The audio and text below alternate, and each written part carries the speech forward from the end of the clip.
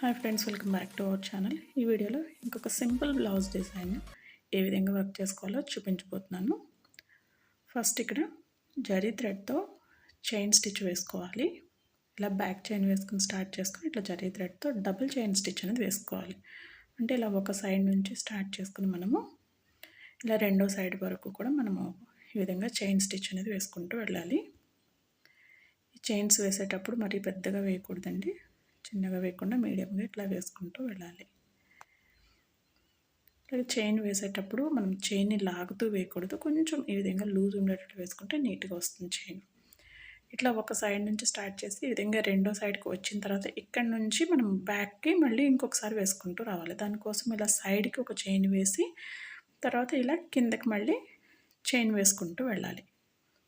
ఇలా double chain stitch అని మనం కంటిన్యూ చేసుకోవాలి. ఈ విధంగా డబుల్ చైన్ వేసుకునేటప్పుడు ఇలా ఫస్ట్ వేసిన చైన్కి ఇప్పుడు వేసే చైన్కి మధ్యలో గ్యాప్ లేకుండా ఈ విధంగా వేసుకుంటూ రావాలి.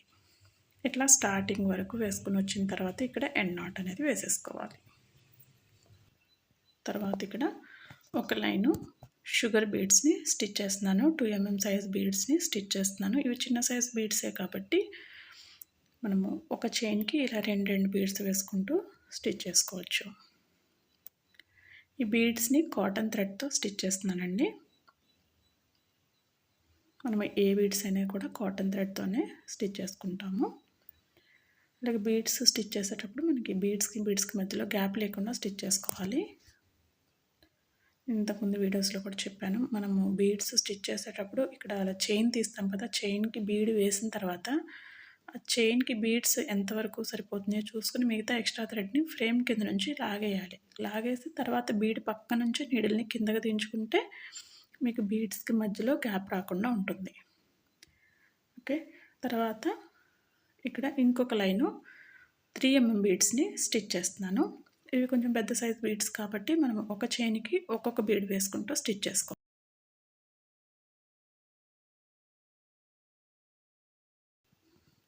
చిన్న సైజ్ బీడ్స్ అయితే ఒక చైన్కి 2 బీడ్స్ వేసుకోవాలి. పెద్ద సైజ్ బీడ్స్ 3 mm దగ్గర నుంచి ఒక చైన్కి ఒక్కొక్క బీడ్ వేసుకుంటూ స్టిచ్ చేసుకోవాలి. ఇలా ఒక లైన్ అయిపోయిన తర్వాత మళ్ళీ ఇంకొక లైను షుగర్ బీడ్స్ని స్టిచ్ చేస్తున్నాను. సేమ్ 2 mm సైజ్ బీడ్స్ని స్టిచ్ చేస్తున్నాను. ఇలా ఒక లైన్కి ఇంకొక లైన్కి మధ్యలో గ్యాప్ లేకుండా స్టిచ్ చేసుకోవాలి. ఇది చాలా సింపుల్ డిజైన్ అండి. మనం చాలా తక్కువ కాస్ట్లో అంటే 1000 లోపు మన సింపుల్ డిజైన్ స్టిచ్ చేసుకోవాలనుకుంటే కనుక ఇలా బీడ్స్తో ఈ డిజైన్ని ట్రై చేసుకోవచ్చు. ఇదే డిజైన్ కొంచెం గ్రాండ్గా కావాలంటే ఈ బీడ్స్ 3 mm బీడ్స్ ప్లేస్లో స్టోన్ చైన్ అనేది స్టిచ్ చేసుకోవచ్చు, కొంచెం గ్రాండ్గా ఉంటుంది. తర్వాత ఇట్లాగా ఒక బుటీని ఫస్ట్ ఒక బుటీని స్టిచ్ చేసుకుని అక్కడి నుంచి ఒక హాఫ్ ఇంచ్కి ఇలా పాయింట్ పెట్టుకుని నెక్స్ట్ బుటీస్ అనేవి స్టిచ్ చేసుకోవాలి. చిన్నగా బీడ్స్తో ఇట్లా బుటీని ఈ బోర్డర్కి స్టిచ్ చేసుకోవాలి. సో దానికోసము ఇట్లా ముందు ఒక చైన్ తీసుకుని ఆ చైన్కి ఒక 3 mm బీడ్ వేసి దానిపైన ఒక స్మాల్ చైన్ వేసి నెక్స్ట్ ఇలా క్రాస్గా ఒక లాంగ్ చైన్ స్మాల్ చైన్ వేసి వెనక్కి వచ్చేటప్పుడు లాంగ్ చైన్కి ఒక రైస్ బీడ్ వేసి దాని కింద ఒక స్మాల్ చైన్ వేసుకోవాలి. ఇలాగా మళ్ళీ ఇక్కడ నుంచి మళ్ళీ నెక్స్ట్ సైడ్ కూడా ఇలా క్రాస్గా లాంగ్ చైన్ స్మాల్ చైన్ వేసుకోవాలి. తర్వాత వెనక్కి వచ్చేటప్పుడు మళ్ళీ లాంగ్ చైన్ స్మాల్ చైన్ వేయాలి. ఆ లాంగ్ చైన్కి మళ్ళీ రైస్ బీడ్ వేసుకోవాలి. దాని కింద స్మాల్ చైన్ వేసుకోవాలి.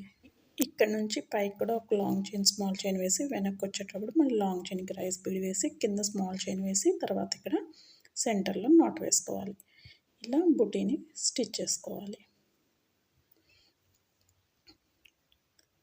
ఫస్ట్ ఇట్లాగా రౌండ్ బీడ్ వేసుకుని తర్వాత దీనిపైన రైస్ బీడ్స్తో స్టిచ్ చేసుకోవాలి. చిన్న సైజు రైస్ బీడ్స్ని తీసుకున్నాను ఇక్కడ నేను.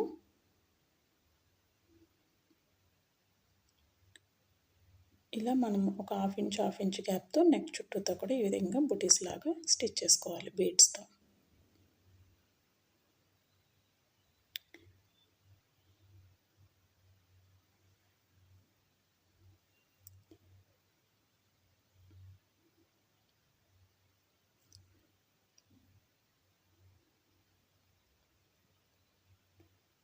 సో తర్వాత మనము ఈ నెక్ డిజైన్ కంప్లీట్ అయిపోయిన తర్వాత అక్కడక్కడ బుటీస్ లాగా స్టిచ్ చేసుకోవాలి. ఇక్కడ ఆల్రెడీ బ్లౌజ్ పైన ఆల్రెడీ బుటీస్ వచ్చినాయి. నేను ఆ బుటీస్‌ని కొంచెం హైలైట్ చేస్తున్నాను అనమాట.